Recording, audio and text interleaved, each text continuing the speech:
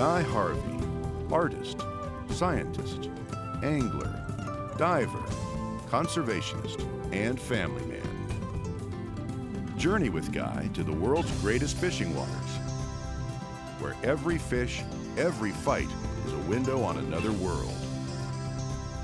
Where every catch is a portrait from the deep, waiting to be painted. Go exploring with Guy in the last wild country under the waves.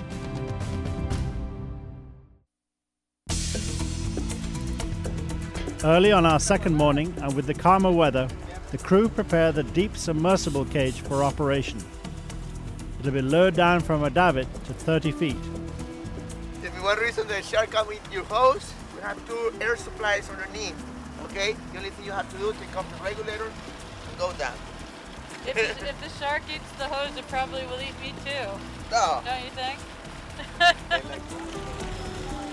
Ellen goes down with Lawrence, and each half hour another diver would have a turn. Down at 30 feet, the cage brought the divers closer to the sharks that stayed beneath the Solmar 5, just circling, but not really taking part in any of the surface action. White sharks are solitary hunters that use surprise, coming up on their prey from below at great speed, and in this clear water, it is easy to envisage a sea lion, an elephant seal, or a tuna being silhouetted and picked off by these swift apex predators.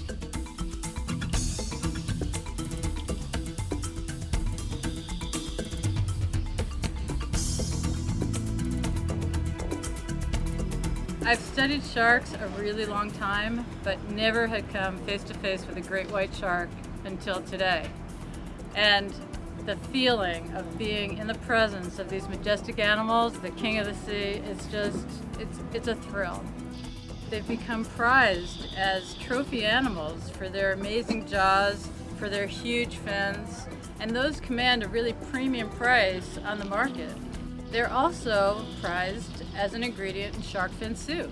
Very valuable delicacy, but up until very recently, people thought that great white sharks were not involved in that trade. And in fact, we discovered this year that they are.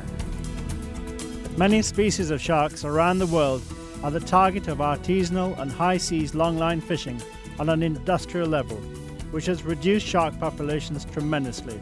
Animals with slow reproductive rates, like sharks, face extinction through current levels of overexploitation.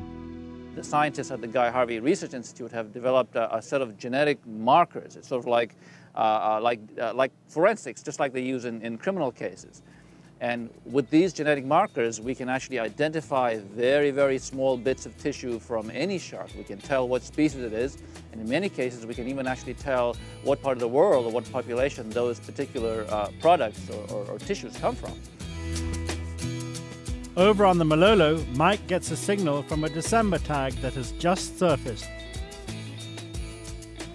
This is a screen that's showing me which tags are transmitting right now. And I was just looking at this tag here, this tag 8605, and it's giving me a position of about 29 north, 138 west.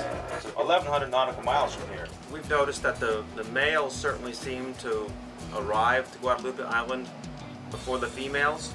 A couple of the sharks that we have tagged right now are females, so that's why I suspect they're not right on the island yet. They're probably haven't come back. We put these tags on last December, early December, and what we wanted to find out is where the fish go when they leave the island. We're wondering if there's interannual variation. That's why we put them on in December, and we have them come off when we think that they'll probably be back here at the island, and we try to physically recover them. One of the limiting factors in getting more tags deployed is their very high cost at $4,000 each.